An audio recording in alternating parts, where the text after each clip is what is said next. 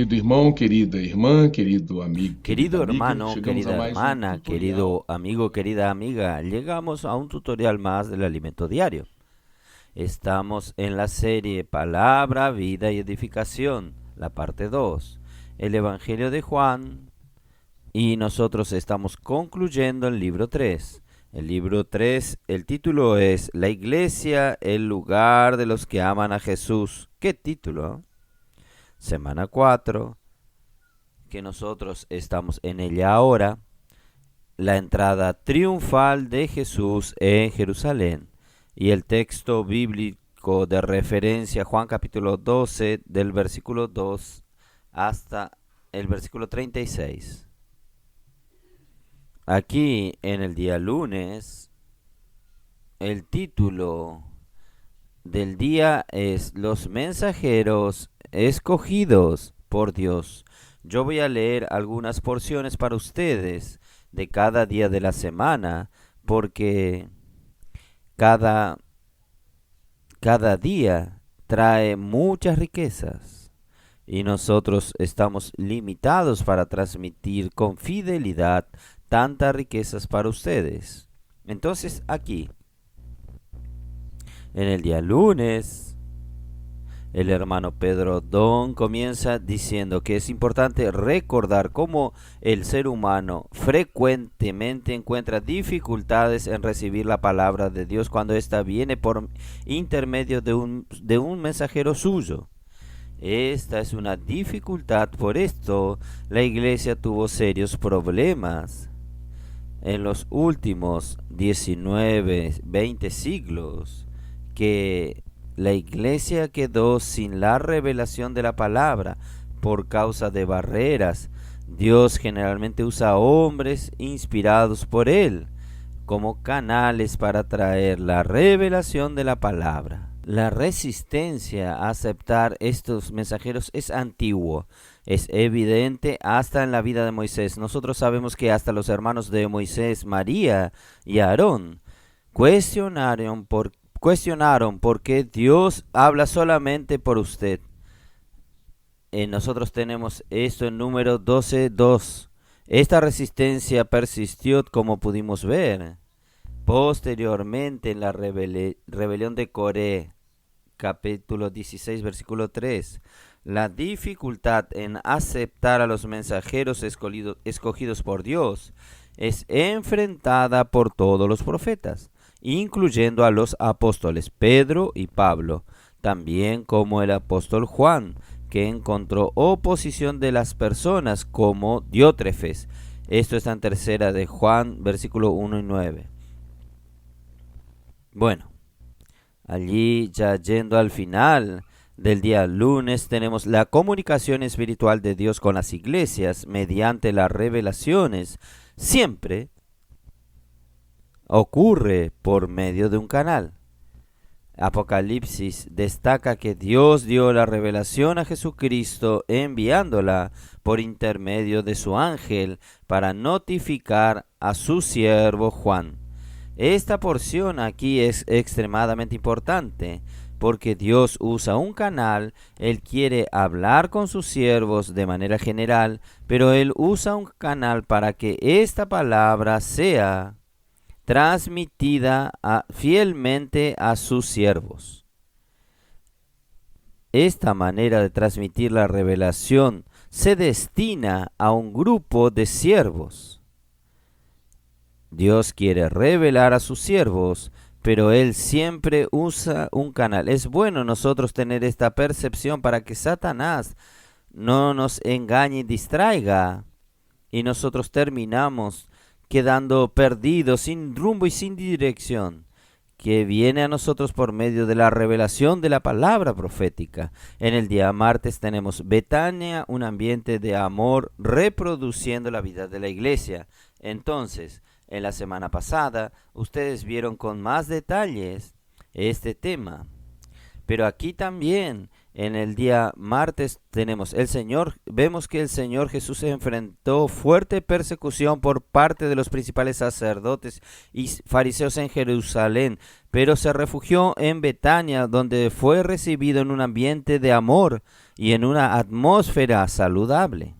Qué bueno que el Señor siempre tiene un lugar, este lugar que es la iglesia. En la cena ofrecida, capítulo 12 de Juan, ya al comienzo, la cena ofrecida a Jesús, Lázaro, que fuera resucitado de los muertos, estaba en la mesa. Marta servía, María quebró el vaso de alabastro y derramó los pies del Señor y los enjugó con sus cabellos y llenó todo el ambiente del olor del bálsamo. Esta escena refleja la esencia de la vida de la iglesia. Pecadores redimidos, ciegos, paralíticos caminando y todos juntos sirviendo al Señor. Tiene función para todos en la iglesia. Es bueno recordar esto. Nosotros éramos pecadores, fuimos redimidos por la sangre del Señor. Nosotros éramos ciegos, comenzamos a ver, paralíticos que comenzamos a andar y hasta muertos, como el caso de Lázaro, que fue resucitado. Entonces, este es el ambiente. La iglesia debe ser un ambiente donde el Señor tenga libertad para poder dispensarse a nosotros. El ambiente y la esfera en Jerusalén eran hostiles, con líderes intentando arrestar y matar a Jesús a cualquier costo. Por eso el Señor se apartó de ellos. Entre tanto, por las señales realizadas, principalmente la resurrección de Lázaro, muchos creyeron en Jesús. Numerosa multitud, de manera espontánea, tomaron ramas de palmas y aclamaban: Hosana, el que viene en el nombre del Señor y que es Rey de Israel. Miren, cambió toda la situación. Entonces la resurrección de Lázaro revertió todo aquel cuadro que era de fuerte oposición al Señor, de rechazo al Señor. Ahora las personas estaban más abiertas para Él y hasta recibiendo de una manera con mucho júbilo, con mucha alegría. Esto nosotros vemos en Juan 12, versículo 13. Ahí en el día miércoles dice: Dios quiere usarnos. Muy importante esta porción aquí. Este día el Señor Jesús entró en Jerusalén de manera muy singular, montado en un pollino. Tiene un significado extraordinario. Jesús, habiendo conseguido un pollino, montó según lo que está escrito: No temas, hija de Sión. He aquí, tu rey viene montado en un hijo de un asna. Sus discípulos al principio no comprendieron esto. Cuando Jesús fue glorificado, entonces ellos recordaron de que estas cosas estaban escritas con relación a él y también de que esto le hicieron. Juan capítulo 12, versículo 14 hasta el 16. Según la narrativa de Mateos, son citadas un asna y un pollino. El mismo episodio que Mateos narra, nosotros tenemos un asna y un pollino, en cuanto Juan se limita a registrar solo al pollino. ¿Por qué esta diferencia? La explicación reside en el hecho que este pollino jamás haber sido antes montado o utilizado para llevar cualquier carga. Este pollino fue consagrado, reservado especialmente para transportar al rey. Por tanto, él es esencial que nunca hubiese soportado cualquier fardo. Esto indica que el pollino era únicamente para Jesús. Más adelante, en el Evangelio de Juan, la cita: No temas, hija de Sión, he aquí tu rey viene, montado en un hijo de asna. Versículo 15, resalta: la hija de Sión entre el pueblo de Israel, refiriéndose a los que están Esta hija de Sión comprende a todos los que ansían el regreso del Señor y por su reino. Entonces el Señor tiene muchos hijos. Muchas personas se convirtieron, creyeron en el Señor y se tornaron hijos de Dios. Pero pocos son aquellos que ansian la venida del Señor y por el establecimiento de su reino, que el Señor pueda producir en nosotros este grupo de personas que tiene este anhelo, esta ansia, así como el pollino consagrado para el uso exclusivo del Señor. Los humildes de Betania son los escogidos por Dios para traer el gobierno de Dios. Dios quiere usar a cada uno de nosotros como pollinos a fin de coronar a Jesús como rey. Vamos a traer a nuestro rey de regreso. Entonces nosotros somos la pequeña manada. En Lucas capítulo 12, 31 y 32, nosotros somos la iglesia en Filadelfia, que tiene poca fuerza. Esto está en Apocalipsis 3:8. Entonces, ella tiene poca fuerza, pero guarda la palabra del Señor. Entonces, este es el secreto. La iglesia no es poderosa económicamente, financieramente, en el término de personas políticas con grandes influencias. Pero la iglesia, ella tiene el nombre y tiene la palabra del Señor. Una manada pequeña, bendecido, escogido por el Señor. En el día jueves, el título es Alimentarse de la vid más excelente. Somos los humildes pollinos escogidos por el Señor para establecer su reino. ¡Qué privilegio! Ya en Génesis encontramos esta profecía sobre Judá. Él será alabado por sus hermanos, tendrá dominio sobre sus enemigos y recibirá el cetro real hasta la venida de Silo, y a él los pueblos obedecerá. Ahí en Génesis capítulo 49, versículos 8 y 10 nosotros leemos: Judá, tus hermanos te alabarán, tu mano estará sobre la cerviz de tus enemigos. Los de tu padre se inclinarán a ti. Judá, el leoncito, subiste de la presa. Se encurvan y se acuestan como león. Y león, ¿a quién lo despertará? El cetro no se arrebatará de Judá, ni entre el bastón entre sus pies, hasta que venga Silo, y a él obedecerán los pueblos. Nuestro Señor Jesús, Cristo, es el león de la tribu de Judá, pero para ser entronizado como rey, él necesita de un pollino, como está escrito. Él amarrará su pollino a la vid y al hijo de su asna a la vid más excelente. Lavará sus vestiduras en el vino y su capa en sangre de uvas. Sus ojos serán brillantes por el vino y sus dientes blancos como la leche. Esta es la secuencia de la lectura de Génesis 49, versículos 11 y 12. ¿Cómo Dios nos usa? Él necesita de un pollino obediente, amarrado a la vid verdadera, más excelente. ¿Cómo nosotros podemos estar atados a la vid más excelente? Por medio de la inmersión en la palabra, transcribiendo la palabra, oyendo la palabra con atención, alimentándonos de la palabra profética, hasta aún produciendo gritos de guerra. Esta es la manera que nosotros estemos amarrados a la vid verdadera, la vid excelente, y salir para llevar esta vida a otras personas. Nosotros necesitamos llevar a otras personas la predicación del Evangelio en la práctica preciosa que el Señor nos dio del ¿puedo orar por usted? ¿Puedo orar por usted?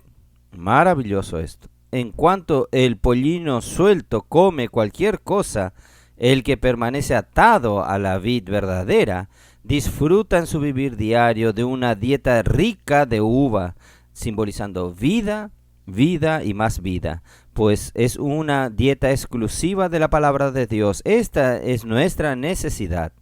Tenemos que inmergir en la palabra, entrar en la palabra, recibir la dirección del Señor, recibir el suplir del Señor y disfrutar esta dieta maravillosa y compartir con otras personas. Esto es lo que el Señor espera de la iglesia en una condición normal.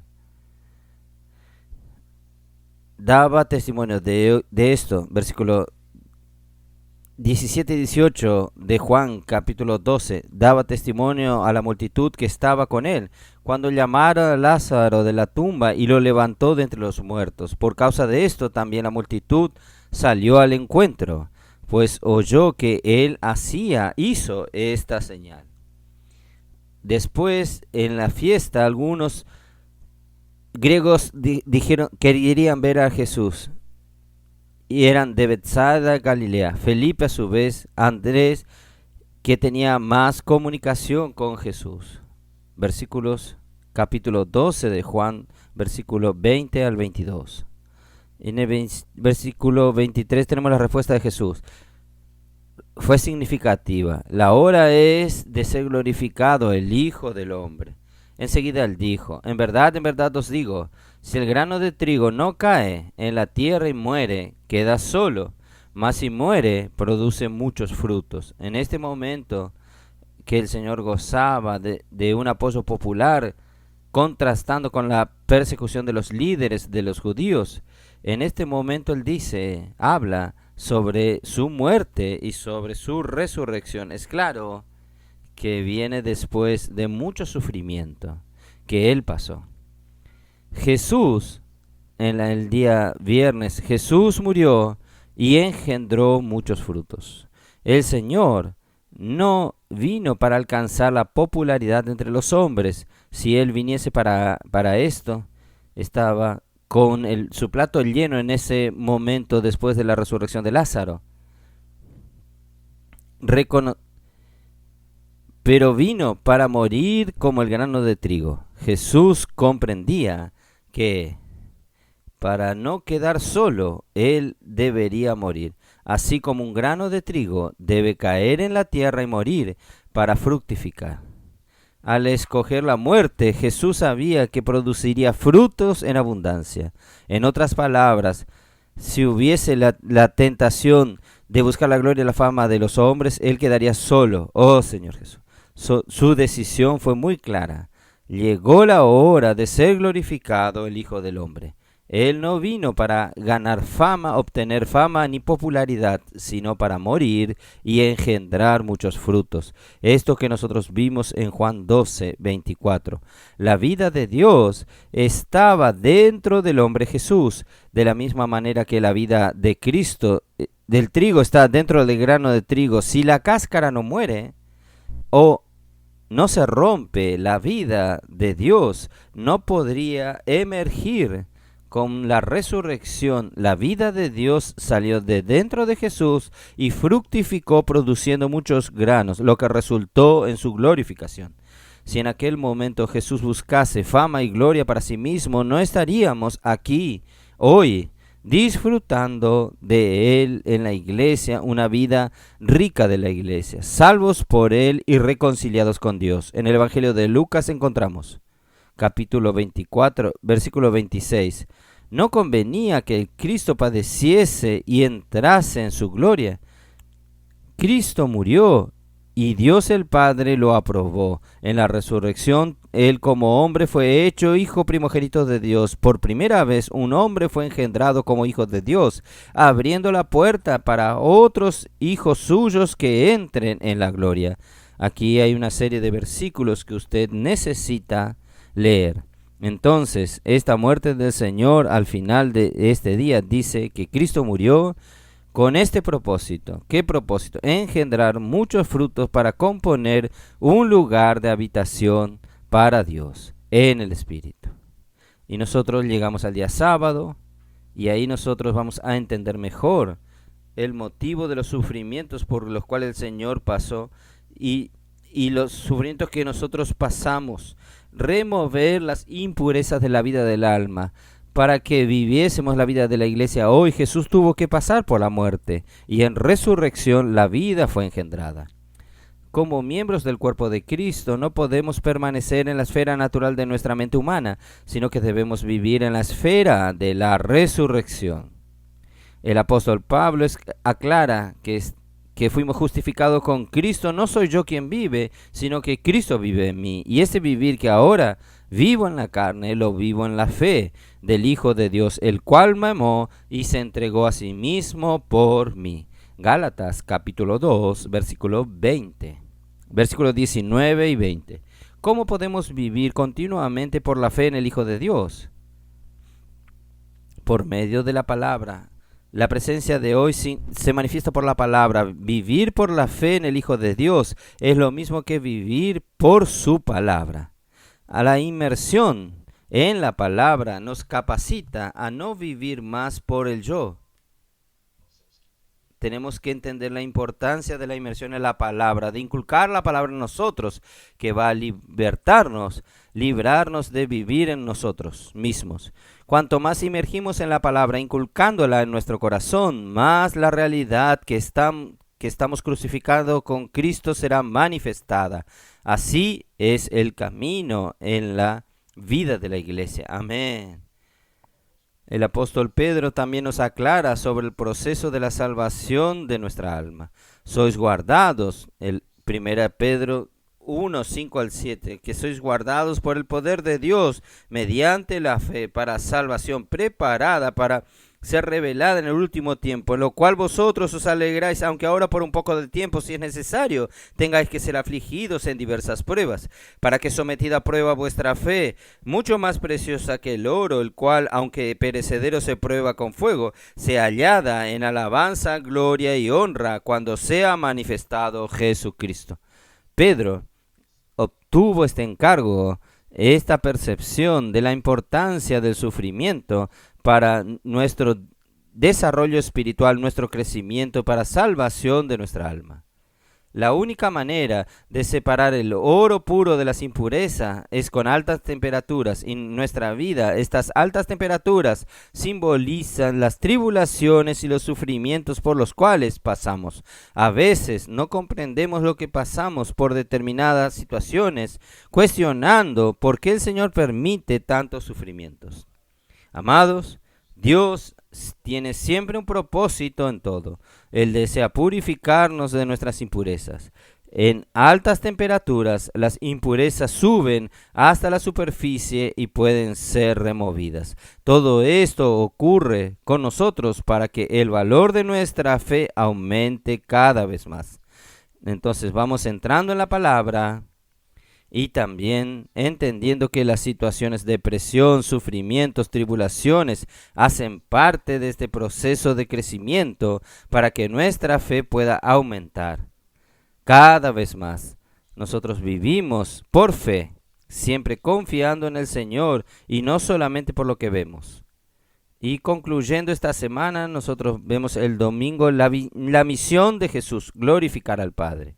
Después de la resurrección de Lázaro, Jesús estaba en el auge de la fama y popularidad entre el pueblo, pero él no buscaba los reflectores ni aplausos de los hombres. Su enfoque era hacer la voluntad del Padre, que lo envió. El Evangelio de Juan, Jesús expresa su misión. Padre, glorifica a tu Hijo. Capítulo 12, versículo 28. Esta misión es reiterada en otros trechos de este evangelio, enfatizando que él no buscaba su propia gloria, sino la del Padre. Capítulo 5 de Juan, versículo 19, capítulo 6, versículo 38, capítulo 7, versículo 18. Jesús escogió seguir en dirección a la cruz y como hombre, su alma se angustió delante de la muerte inminente. Él tenía plena conciencia de que vino a la tierra exactamente para este momento crucial y no reculó.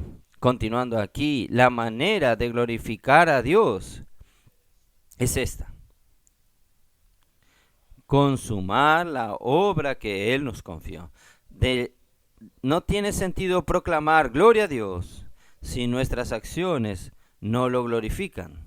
Glorificar a Dios en la tierra es realizar la obra que Él nos confió. Esta obra tiene doble misión para que la iglesia realice: edificar el cuerpo de Cristo y traer de regreso el reino de Dios, predicando el evangelio del reino por toda la tierra habitada. Aleluya, por esta doble misión: edificar el cuerpo de Cristo y traer de regreso el reino de Dios por medio de la predicación del evangelio del reino en toda la tierra habitada. En el capítulo 12 de Juan, Jesús dice: Padre, glorifica tu nombre. Entonces vino la voz del cielo: yo ya lo glorifiqué y aún lo voy a glorificar. La multitud que estaba allí, al oír, que quedó intrigada, pensando que sea un trueno o un ángel, y Jesús aclaró que la voz no vino para él, sino por causa de ellos. Versículos 29 y 30. Llegó el momento de ser juzgado este mundo, y el príncipe fue expulsado. Y cuando yo sea levantada de la tierra, los traeré a ti mismo. Esto hablaba de qué género de muerte iba a morir. Versículo 31 al 33. Cuando Jesús mencionó la serpiente de bronce levantada por Moisés en el desierto, quiso dar a entender que él sería levantado semejantemente como esta serpiente sin el pecado. Nosotros vimos esto en Juan, versículo 1:31. Él cargaría nuestros pecados en la cruz, siendo levantado como un pecador, aunque en sí mismo no hubiese pecado. Romanos 8:3. Jesús, como serpiente de bronce, en semejanza, poseía solo la semejanza de la carne del pecado, porque participó de carne y sangre provenientes de la gestación de María. Hebreos 2:14. Al ser levantado en la cruz como la serpiente de bronce, Jesús destruyó al pecado, condenando y destruyó también al que tiene el poder de la muerte, al diablo. Apocalipsis relata que el gran dragón, la serpiente antigua, llamado Diablo y Satanás, fue lanzado a la tierra junto con sus ángeles. Capítulo 12, 9 de Apocalipsis. En su evangelio, el apóstol Juan revela que el príncipe de este mundo ya está juzgado. En la cruz el juicio fue consumado. Jesucristo es nuestro Señor y Salvador. Maravilloso. El Señor los bendiga a ustedes, que esta semana la lectura, el disfrute de ella junto con los hermanos y la práctica, la asimilación de esta palabra, práctica de esta palabra, sea real en su vida. Dios los bendiga a ustedes.